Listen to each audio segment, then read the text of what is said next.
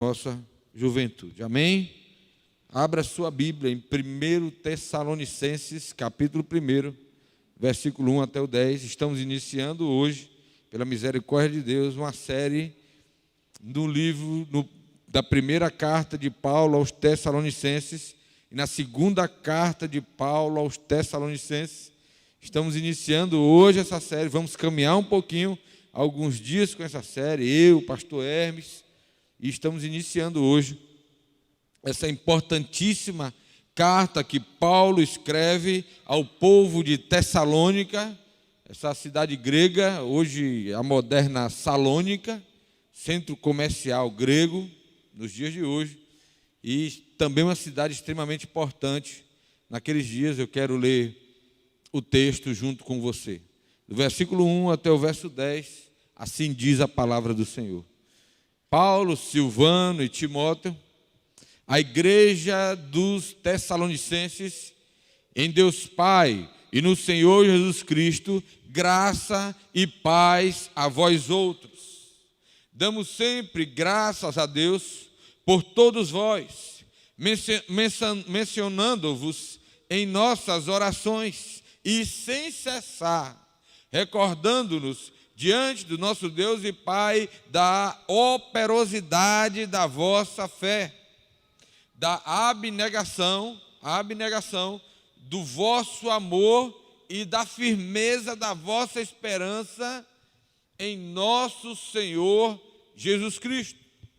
Reconhecendo, irmãos, amados de Deus, a vossa eleição, o vosso chamado, porque o nosso evangelho não chegou até vós tão somente em palavras, mas sobretudo em poder, no Espírito Santo e em plena convicção.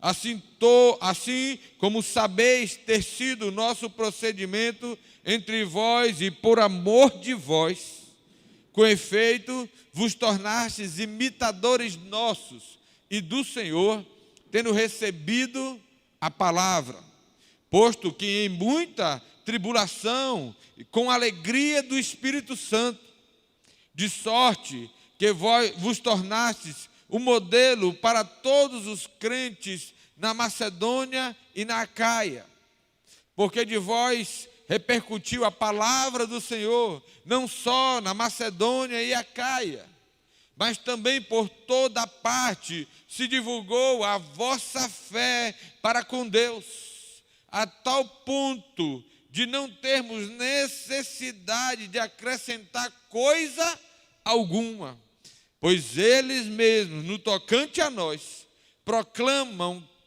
que repercussão teve o nosso ingresso no vosso meio, e como, deixando os ídolos, vos convertestes a Deus, para servirdes o Deus vivo e verdadeiro, e para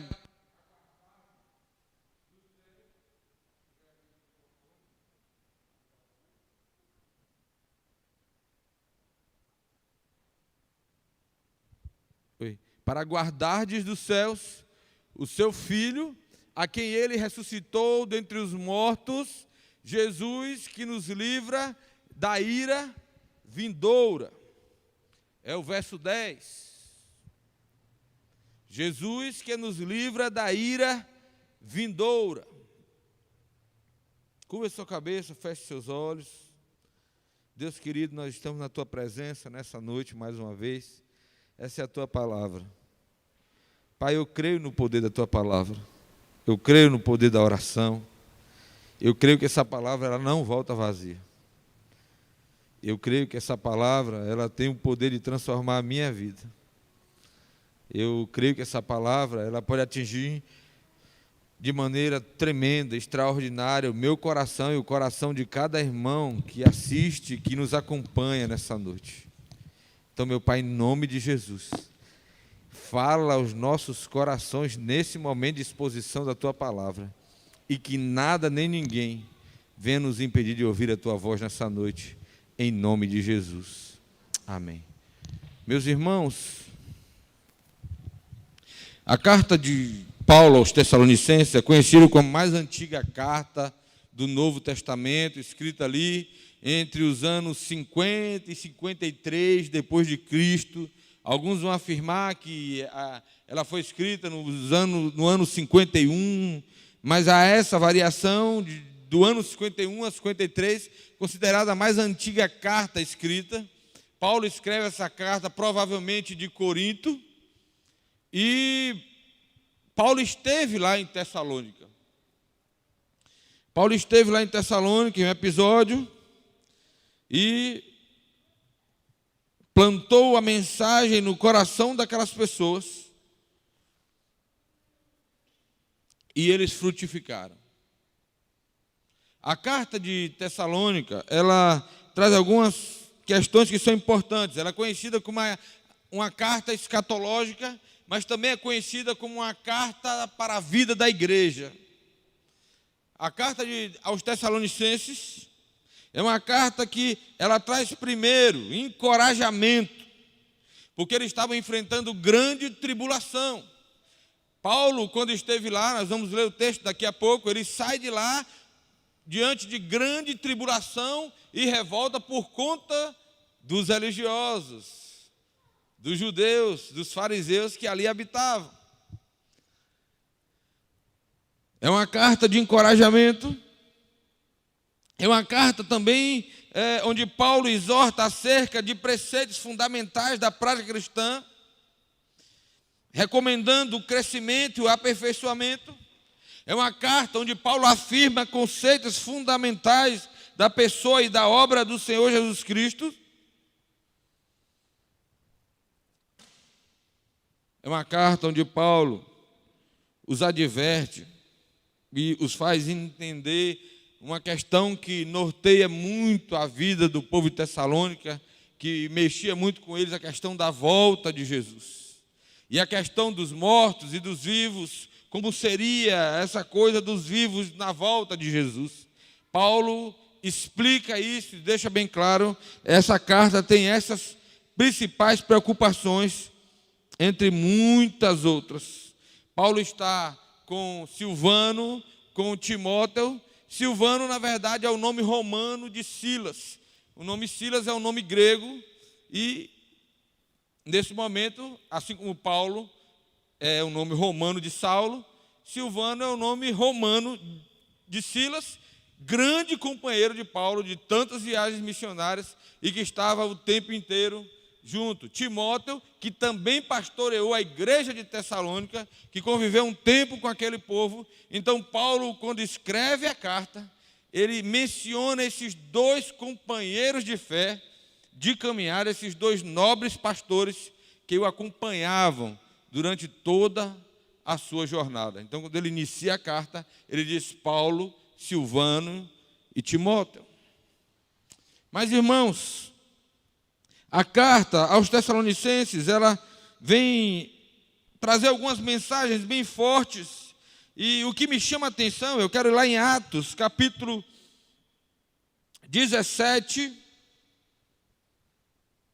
do versículo 4 até o verso 7, eu vou ler aqui, abra a sua Bíblia, a gente não tem projeção agora, abra a sua Bíblia, Atos, capítulo 17, versículo 4 até o 7.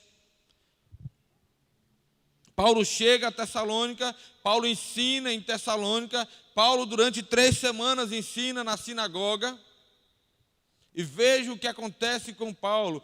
Paulo, a chegar em qualquer cidade, era um costume dele procurar a sinagoga para pregar para os judeus. Paulo ia logo à sinagoga, e geralmente não era bem recebido nas sinagogas. Mas ainda assim, muita gente se converteu. A Bíblia diz que homens piedosos, prosélitos, mulheres de posição social se converteram durante os dias que Paulo esteve pregando na sinagoga. E aí Paulo começa, depois dessas todas essas conversões, tudo isso que estava acontecendo, Paulo começa a sofrer uma grande perseguição daquele povo. Em Atos, capítulo 17, versículo 4 e 7, diz assim: e alguns deles ficaram persuadidos a aderirem a Paulo e Silas, bem como grande multidão de gregos devotos e não poucas mulheres de posição. Verso 5. Mas os judeus, movidos de inveja, tomando consigo alguns homens maus dentre os vadios e ajuntando o povo, alvoroçaram a cidade e assaltaram a casa de Jason. Os procuravam para entregá-los ao povo, porém não os achando, porque Paulo não estava lá naquele momento, arrastaram Jason e alguns irmãos à presença dos magistrados da cidade, clamando: estes que têm transformado o mundo, que têm transtornado o mundo, que têm sacudido o mundo, em algumas traduções, chegaram até aqui, chegaram também aqui. E no verso 7,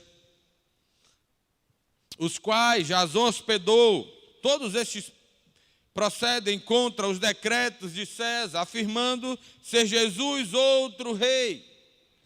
Tanto a multidão como as autoridades ficaram agitadas ao ouvirem estas palavras. Contudo, soltaram Jason e os mais, após terem recebido deles uma fiança estipulada. No verso 10, logo durante a noite, olha como Paulo sai de Tessalônica, depois de pouco tempo, de um curto espaço de tempo, onde ele ensinou o Evangelho, ele logo durante a noite, os irmãos enviaram Paulo e Silas para Bereia. Ali chegados, dirigiram-se à sinagoga novamente dos judeus. Paulo não desistia, Paulo não se entregava. O primeiro endereço que Paulo procurava era a sinagoga dos judeus.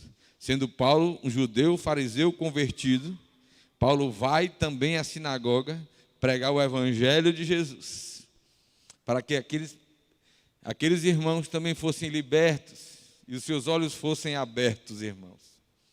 Então, eu li esse texto para a gente entender um pouquinho o período que Paulo passa em Tessalônica e a forma como Paulo sai em Tessalônica. E ao sair de Tessalônica, Paulo já deixa uma igreja pronta, montada em tão pouco tempo. A Bíblia diz que Paulo pregou durante 3 semanas na sinagoga. Paulo não passou anos, meses. Foi um curto espaço de tempo, mas Deus, de maneira poderosa, planta uma igreja naquele lugar e aquela igreja frutifica de maneira extraordinária. E Paulo inicia a sua carta, voltando agora a Tessalonicenses, capítulo 1, me acompanha aí com a sua Bíblia, não deixe de abrir a sua Bíblia. Paulo volta ao capítulo 1 de 1 Tessalonicenses, do versículo 2 e 3, ele diz o seguinte: damos sempre graças a Deus por todos vós, mencionando-vos em nossas orações e sem cessar. Paulo começa agradecendo pela vida daqueles irmãos, recordando-nos diante do nosso Pai Deus da operosidade. Em outras traduções você vai encontrar da atuação da vossa fé. É uma fé viva, é uma fé que opera, da abnegação, do serviço do vosso amor. Eu agradeço a Deus porque eu vejo que a fé de vocês é viva, é operante. Eu estou agradecendo a Deus porque vocês servem em amor. Olha o que o texto está dizendo. Do trabalho, do amor e da paciência, da esperança em nosso Senhor Jesus Cristo. Eu agradeço a Deus pela esperança que vocês têm em Jesus Cristo. E aí Paulo cita os 3 pilares da igreja, irmãos: a fé, o amor e a esperança. A igreja do Senhor Jesus precisa ter esses 3 pilares: a fé, o amor e a esperança, irmãos. E Paulo dizendo a eles: olha, eu dou graças, eu estou feliz com vocês. E eu queria começar falando, porque Deus realiza um milagre naquele lugar, acontece um avivamento ali em Tessalônica, a ação do Espírito Santo é tremenda, muita gente se converte, a igreja se levanta, mas eles continuam sob perseguição. assim como eles perseguiram a Paulo, eles continuaram sendo perseguidos o tempo inteiro. Por quem, irmãos? Pela comunidade local? Não. Pelos romanos? Também não. Na verdade, os romanos eram muito mais usados, eles eram perseguidos pelos religiosos da época, irmãos. E dizia: olha, eles estão trazendo um rei, estão contrariando a César, estão dizendo que o rei deles é maior do que César. Você lê o texto. Para de qualquer forma provocar a prisão de Paulo. Mas esses 3 pilares da igreja, onde Paulo começa falando, nesses 3 versículos iniciais, do versículo 1 ao 3. Primeiro ele começa a falar da fé atuante, da fé operosa, da fé, sabe, uma fé firme, uma fé que acredita, uma fé que não desiste. Sabe, uma fé que é vista e percebida por todos. Alguém que tem fé, irmãos. E nós precisamos ter fé nesses dias. Quero dizer para você, não sei, talvez você olhe para a sua casa. Nós falamos muito agora nesse mês da família. E você não vê saída, não vê para onde ir, meu irmão, minha irmã. Tenha fé. O que é que Deus não pode mudar? O que é que Deus não pode fazer? Eu quero falar um português bem claro. Em Lucas 1:37, não há impossíveis para Deus.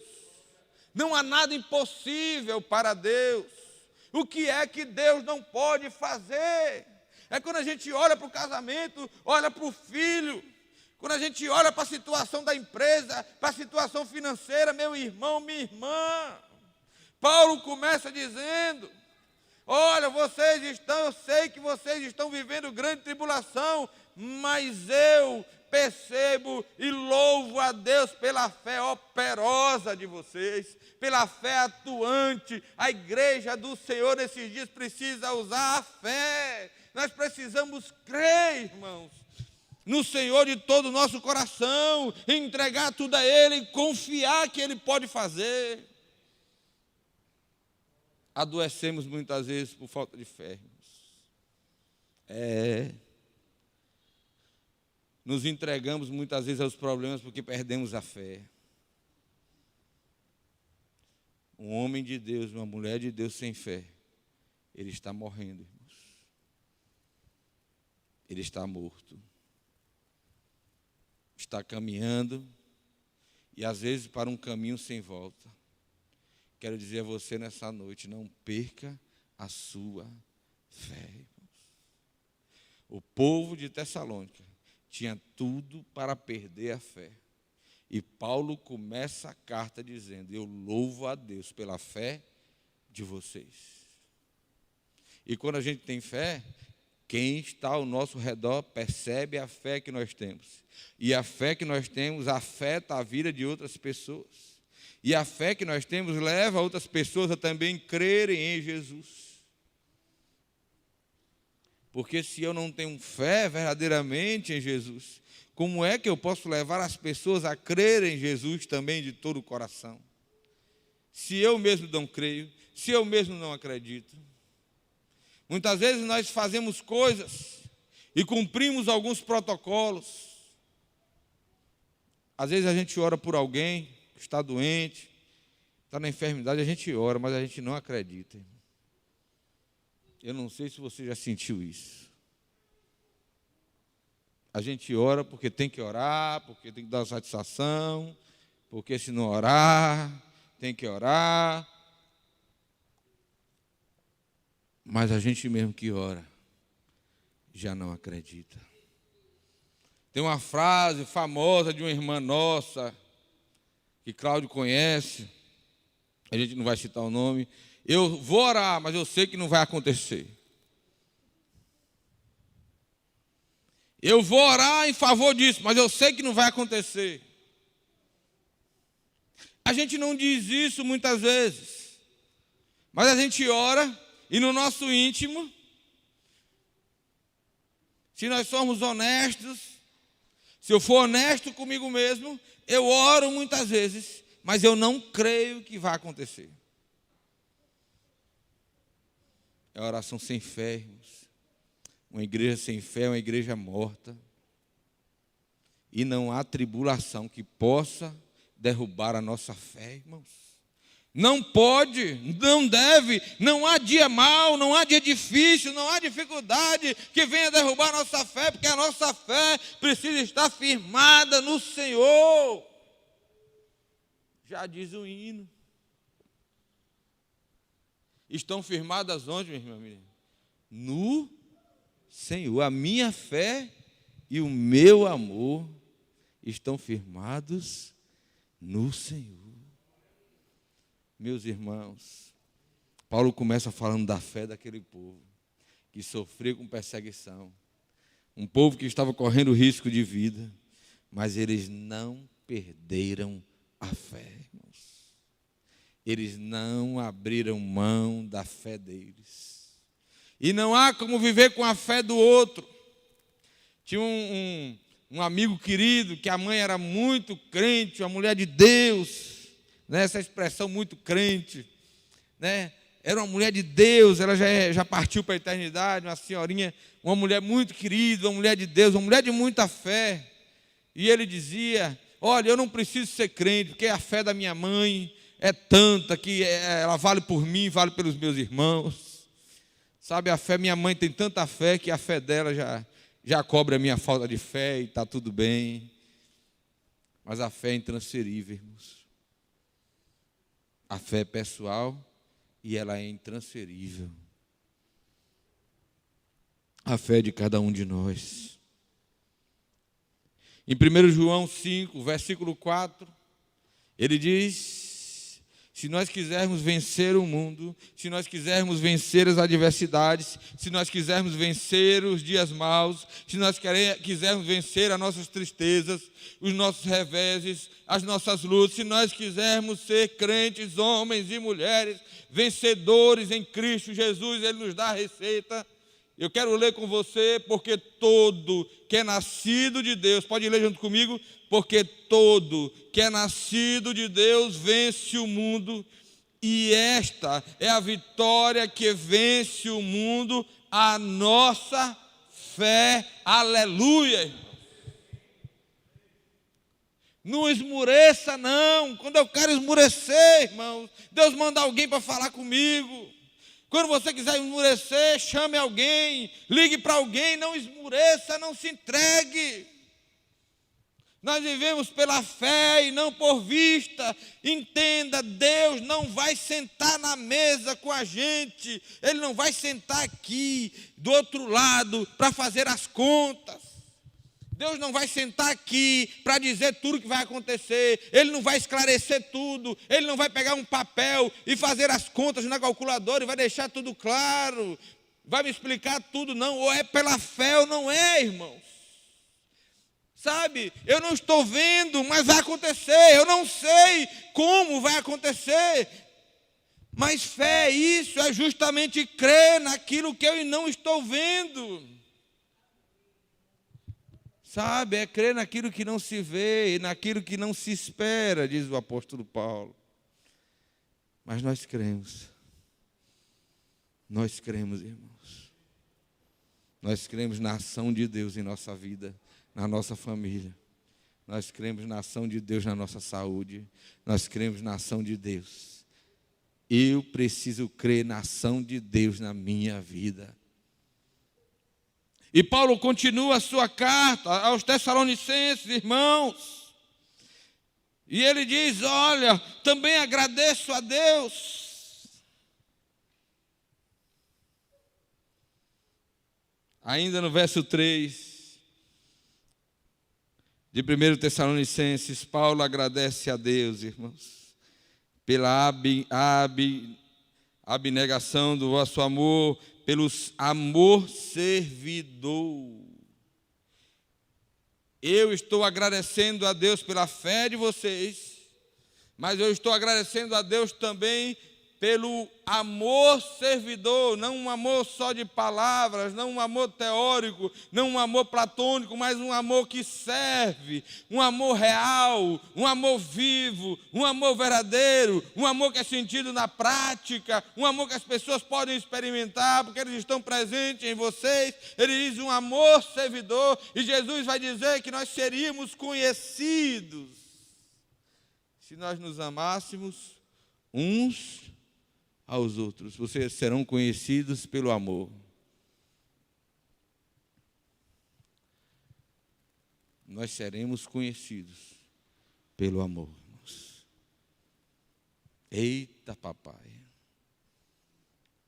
Quando ele diz: olha, eu tenho visto a fé operosa de vocês, e tenho visto o amor abnegado de vocês, o amor servidor, o amor que sabe, que faz, o amor que está disposto, o amor que paga o preço, o amor que vai mais longe, o amor que caminha mais uma milha, um amor que não deixa o outro abandonado à beira do caminho. Paulo está dizendo: eu louvo a Deus, eu agradeço a Deus. E eu fico imaginando como Paulo pensava: eu passei tanto tempo, há tão pouco tempo ali. E a gente pensa que as coisas dependem da gente. A gente pensa que para as coisas acontecerem depende de mim e de você. É Deus, irmãos. Quando Deus quer fazer, Ele faz. Independente de. Não importa quem seja.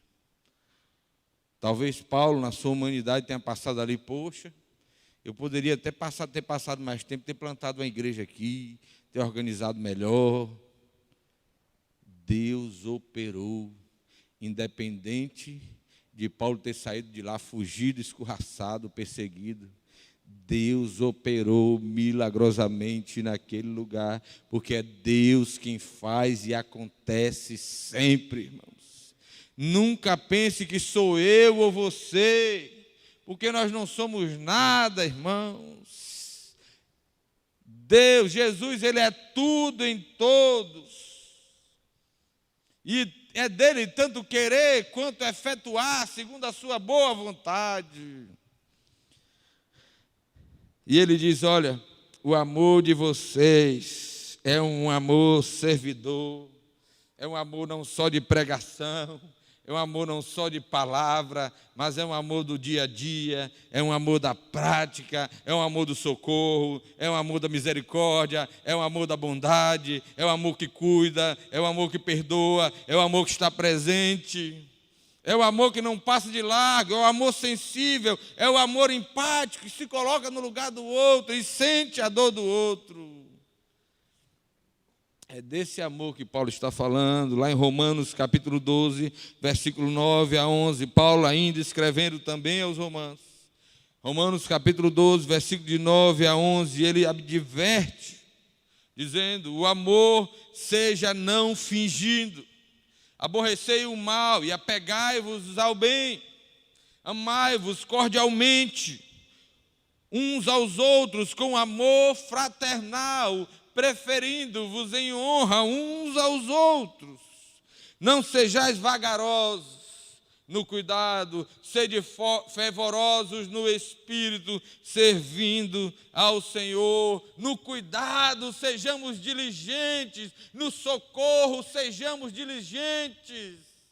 Quando alguém está sofrendo, quando alguém está sozinho, quando alguém está em luto, quando alguém está passando por uma crise, não sejamos vagarosos nem insensíveis. E isso vai passar sempre, irmão, sempre.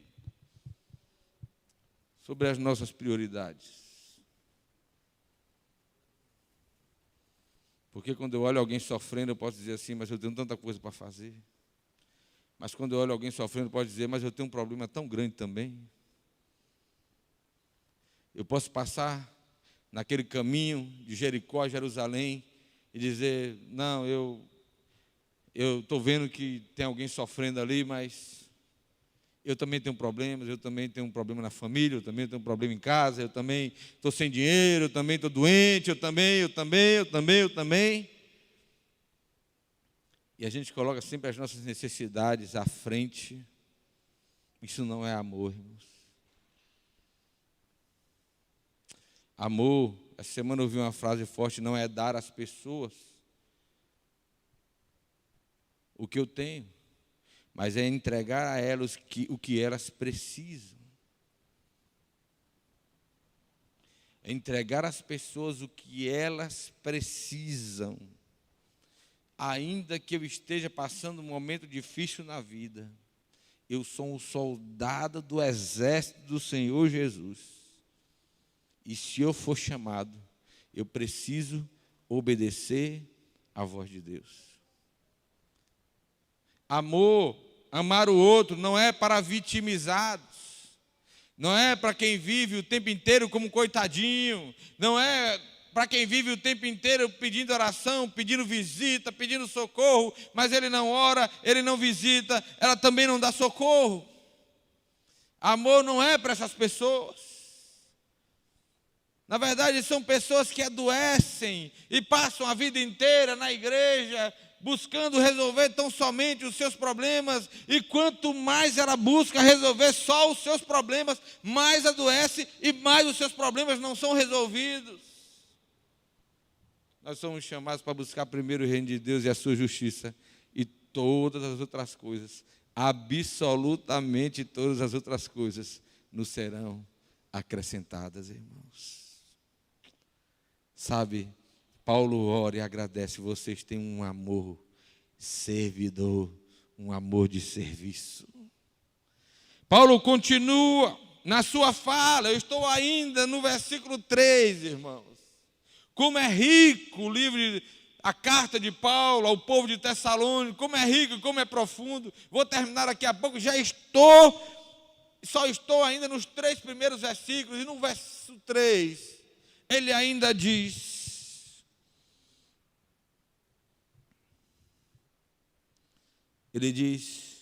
agradeço a Deus, voltando ao verso 3, de 1 Tessalonicenses. Pode passar um pouquinho. Do trabalho, do amor, da paciência e da esperança em nosso Senhor Jesus Cristo, diante de nosso Deus e Pai.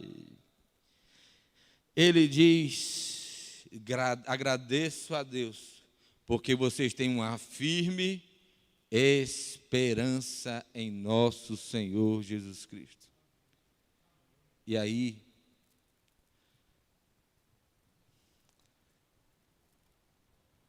o que a gente chama de pilares da fé cristã, da igreja do Senhor, sabe, a fé e a esperança, elas sempre vão andar juntas.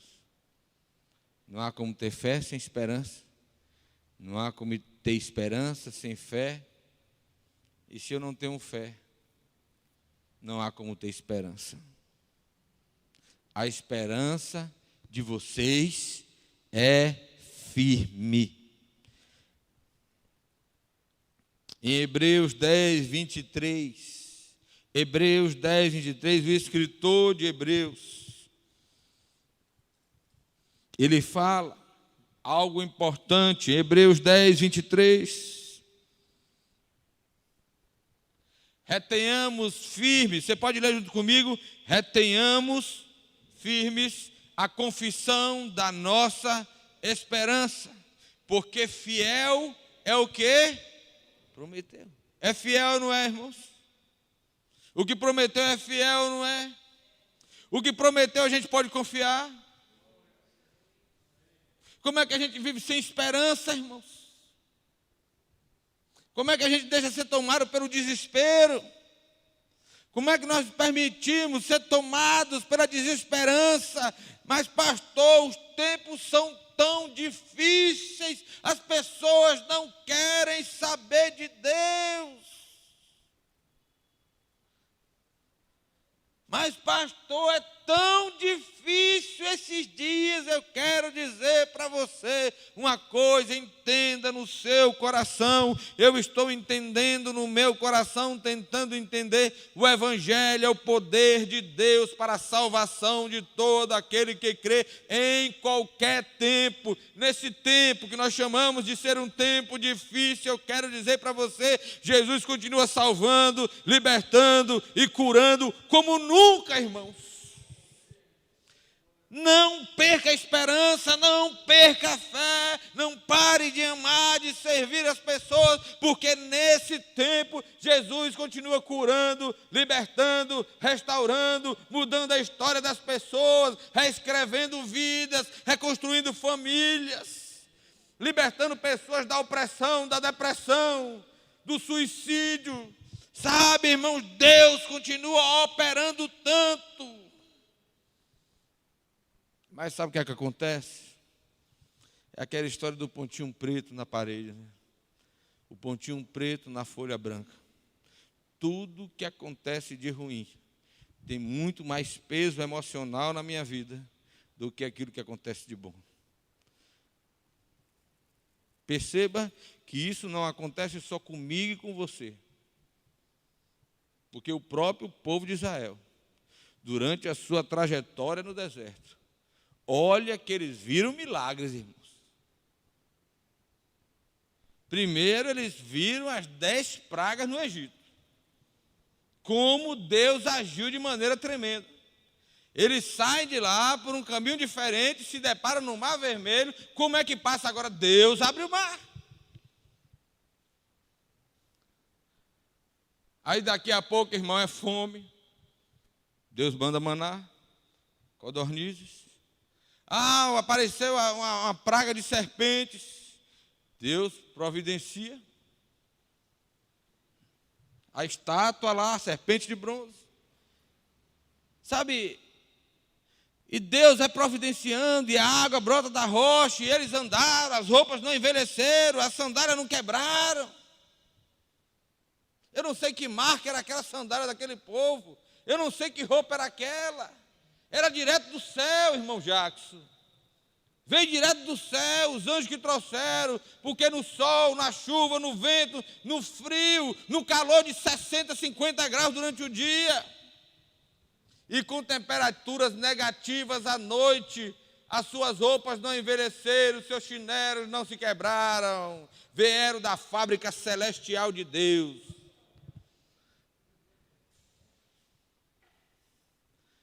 Aí depois de tudo isso, você está pensando o quê, irmão Leone? O cara que viu o Mar Vermelho abrir, o cara que a roupa não envelheceu, o cara que andava, tinha uma nuvem, uma coluna de fogo à noite para não deixar morrer de frio, tinha uma nuvem para proteger do sol de dia. O cara que viu tanta coisa, eu estou falando aqui algumas, porque tem muito mais coisa aí.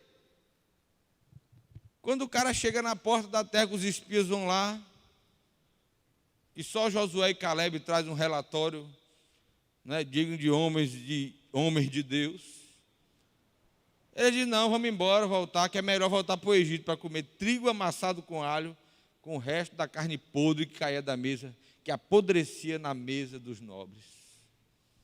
Vamos voltar para o Egito.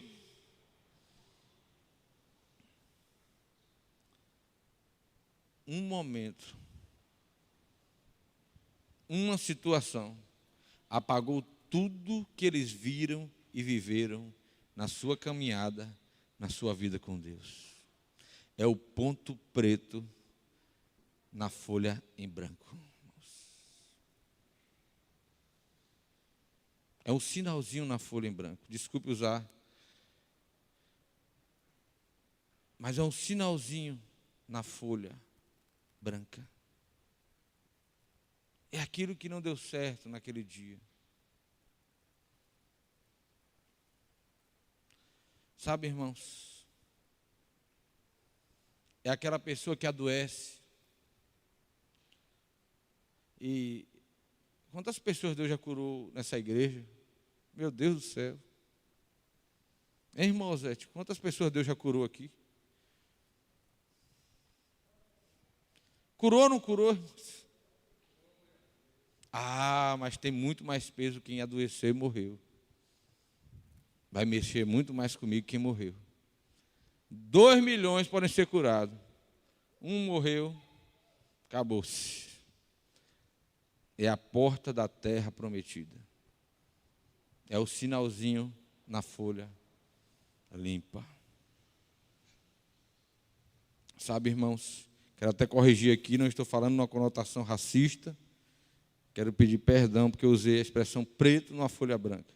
É um sinal numa folha branca, desculpe. A gente tem que perder alguns vícios ainda. Mas eu quero deixar bem claro para você que às vezes nós somos assim como esse povo, irmãos.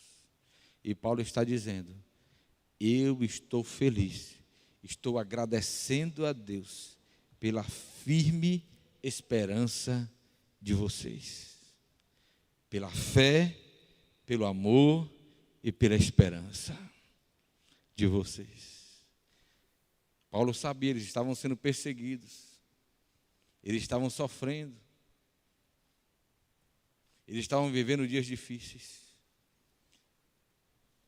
E quanto mais a igreja é apertada, mais ela cresce para a glória de Deus, irmãos. Já dizia um velho pastor: igreja é igual pipa, papagaio, né? Quem teve infância soltou aquele papagaio, pipa, né? Papagaio. Quem teve infância, né? Irmão Reinaldo lá em Itaberaba soltava muito. A raia, né? Mas ele não colocava cerol, não, com certeza, para não cortar do outro. Com certeza ele não fazia isso. Então, quanto mais vento contrário, ela sobe. Essa é a igreja do Senhor. Quanto mais dificuldade, ela cresce. Quanto mais crise, Deus fala. Quanto mais dias difíceis, milagres acontecem. Não desanime. Não se entregue. Mantenha firme a fé. Mantenha firme a esperança. Sabe? Entenda que você precisa viver um amor servidor. Nós somos uma igreja que ama.